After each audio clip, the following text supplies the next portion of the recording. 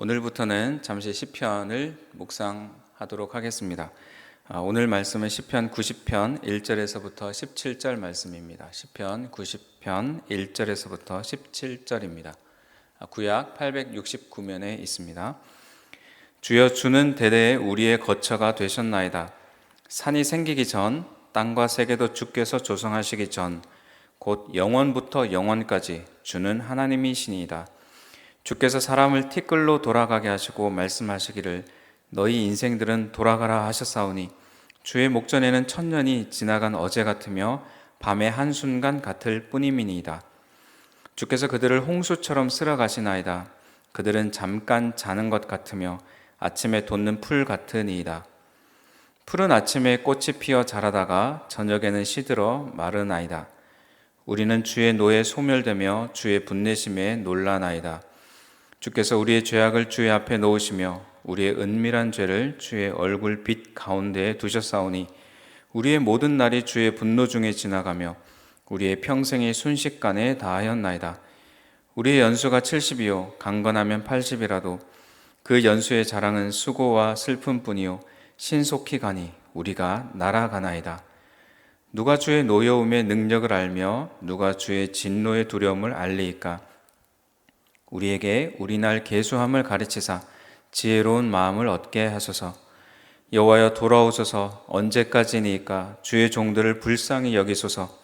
아침에 주의 인자하심이 우리를 만족하게 하사 우리를 일생 동안 즐겁고 기쁘게 하소서. 우리를 괴롭게 하신 날수대로와 우리가 화를 당한 연수대로 우리를 기쁘게 하소서. 주께서 행하신 일을 주의 종들에게 나타내시며 주의 영광을 그들의 자손에게 나타내소서. 주 우리 하나님의 은총을 우리에게 내리게 하사 우리의 손이 행한 일을 우리에게 견고하게 하소서. 우리의 손이 행한 일을 견고하게 하소서. 아멘. 시편은 총 5권으로 이루어져 있는데 5권으로 이루어졌는데 90편은 4권의 시작 부분입니다. 90편에는 이런 부제가 있습니다. 하나님의 사람 모세의 기도. 시편에 포함된 유일한 모세의 기도입니다. 하나님의 사람이라는 표현이 구약에 76번 등장을 하게 되는데 모세 또는 엘리야, 엘리사 등을 표현했던 표현입니다. 그것을 모세 오경으로 범위를 줄이면 유일하게 모세를 향해서만 하나님의 사람이라고 기록이 되어 있습니다. 그 하나님의 사람, 모세는 어떤 기도를 드렸을까요? 모세의 인생은 태어남부터 쉽지 않았고 바로의 공주의 양자가 되어서 왕궁에서 자랐고 40이 되었을 때 40세가 되었을 때 동족의 고역과 고통, 박해를 보면서 애굽 사람을 죽이는 그 일을 통해서 도망자의 인생으로 그래서 미디안 땅에서 40년을 또 보내게 됩니다. 그리고 그의 나이 80에 부르심을 받아서 120이 되어 죽기까지 이스라엘 백성들을 애굽에서부터 가나안 땅으로 인도해 가게 됩니다. 그 파란만장한 인생의 어떤 시점에서 모세가 광야 생활을 하고 있는 백성을 위해 기도하고 있는 그 모습을 한번 떠올려 보면서 90편을 읽어보면 좋을 것 같습니다. 모세의 기도 속에 우리는 인간의 유한함과 또 하나님의 영원하심을 깨닫고 그래서 인생의 덧없음 속에서 하나님 앞에 겸손해야 한다라는 것을 배워가게 됩니다. 오늘 묵상 본문을 네 부분으로 나눠보면 1절에서부터 2절은 하나님은 영원하십니다. 3절에서 6절은 사람의 인생은 짧습니다. 7절에서 12절은 지혜로운 마음을 얻게 하소서. 마지막 부분은 우리의 손이 행한 일을 견고하게 하소서라고 나눠볼 수 있습니다. 첫 번째 1절, 2절은 하나님의 영원하심에 대해서 말씀하고 있습니다. 시인 모세는 하나님의 영원하심과 사람의 짧은 인생을 대조하면서 그 차이를 더 크게 느끼게 해줍니다. 1절 말씀에 주여, 주는 대대에 우리에게 거처가 되셨나이다. 주님은 모든 세대에 걸쳐서 우리의 거처가 되십니다. 온 역사와 함께하고 계십니다. 2절 말씀에 산이 생기기 전에 또 땅과 세계를 주님께서 조성하시기 그 전에 곧 영원부터 영원까지 주는 하나님이시니이다 라고 시인은 찬양하고 있습니다. 2절에서 창조를 언급하면서 창조 이전부터 계시며 또 영원부터 영원까지라는 그 계측할 수 없는 그 시간 속에서 하나님이시다라고 고백하고 있는 것이죠.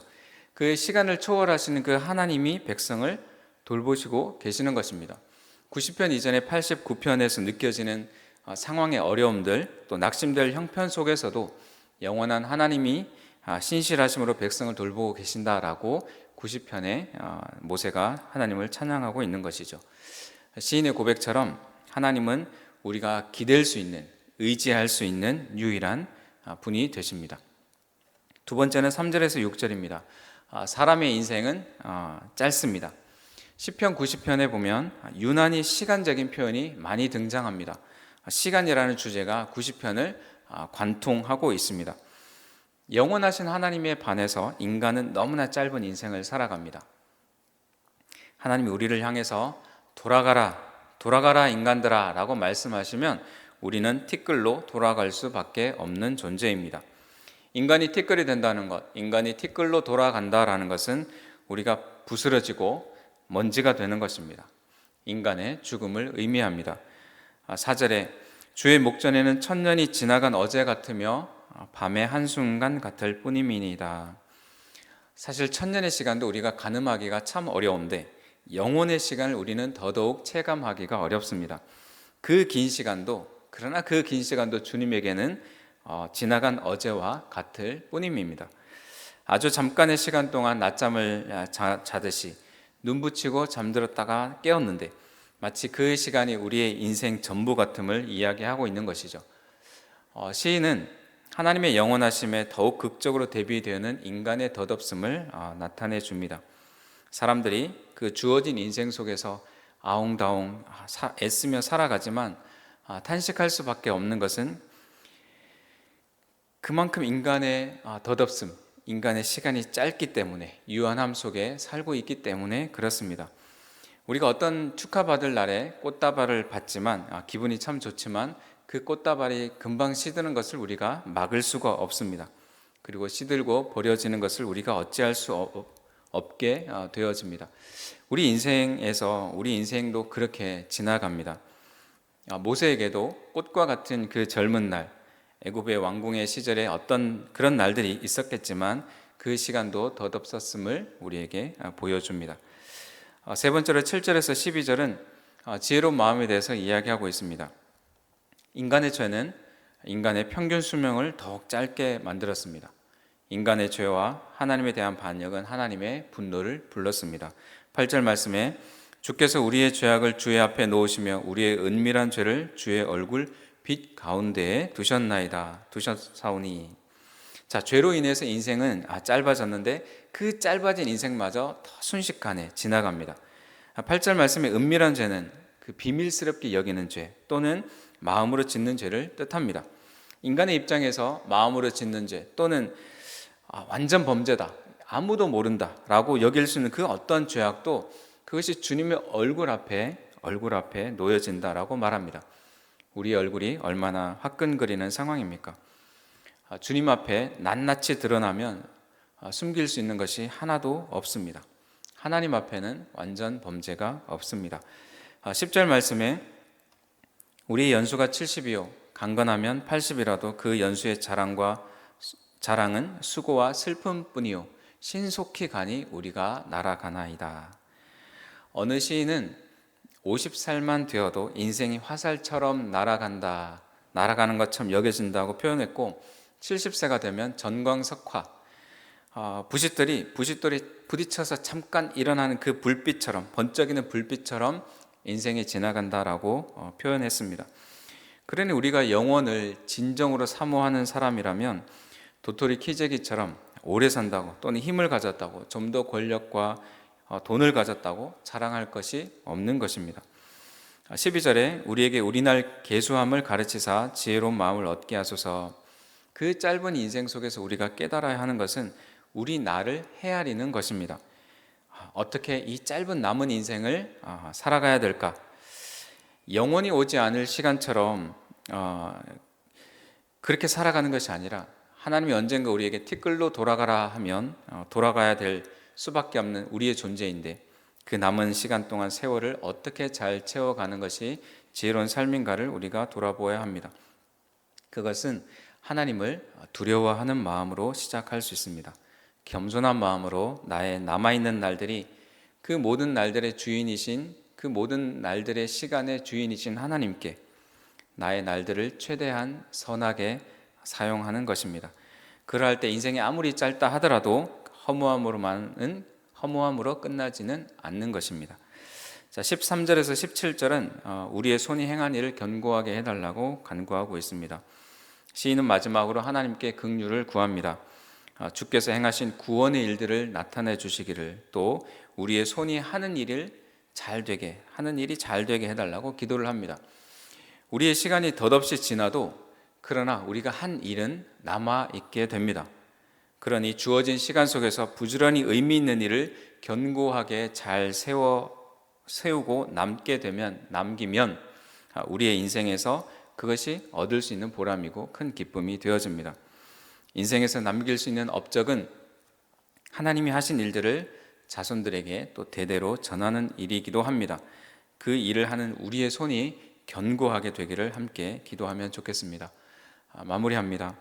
하나님은 우리를 사용하실 때 반드시 시간을 요구하십니다. 우리가 하나님께 헌신할 때도 반드시 시간이 요구되어집니다. 하나님은 우리의 그 짧은 인생을 요구하고 계시는 것이죠. 짧은 인생이라서 더욱 아까워서 내가 움켜쥐고 있다 할지라도 결국에 지나갈 시간이라면 우리는 하나님께 드리는 것이 우리의 최선입니다. 화살처럼 빛처럼 날아가는 시간 속에 우리가 할 수 있는 일은 우리의 시간을 주님께 드리는 것입니다. 주님이 하신 구원의 일을 노래하는 것, 전하는 것, 자손에게 대대로 흘려보내는 것, 그것이 우리의 손이 부지런히 해야 될 일이고 기도이고 노래입니다. 남은 날들을 우리가 성령 충만하게 살아간다면 우리의 시간이 짧다 하더라도 우리의 모든 시간은 하나님의 뜻대로 쓰여지는 축복된 날이 될 것입니다. 그러한 날들을 누리시는 성도님들 되시기를 축복합니다. 하나님, 인생의 짧음과 영원하신 하나님을 묵상하면서 우리가 더욱 겸손해지기를 원합니다. 화살 같은 시간을 내 손으로 붙잡을 수 없으나 영원하신 하나님께 우리의 손을 내어드릴 때 우리의 남은 날들이 빛나게 하옵소서. 죄를 멀리하며 주어진 날들을 최대한 선용하고 특별히 의미 있게 남겨질 일들을 위해서 무엇을 남길까를 고민하면서 남은 인생 부지런히 살아가게 하옵소서. 예수님의 이름으로 기도합니다. 아멘.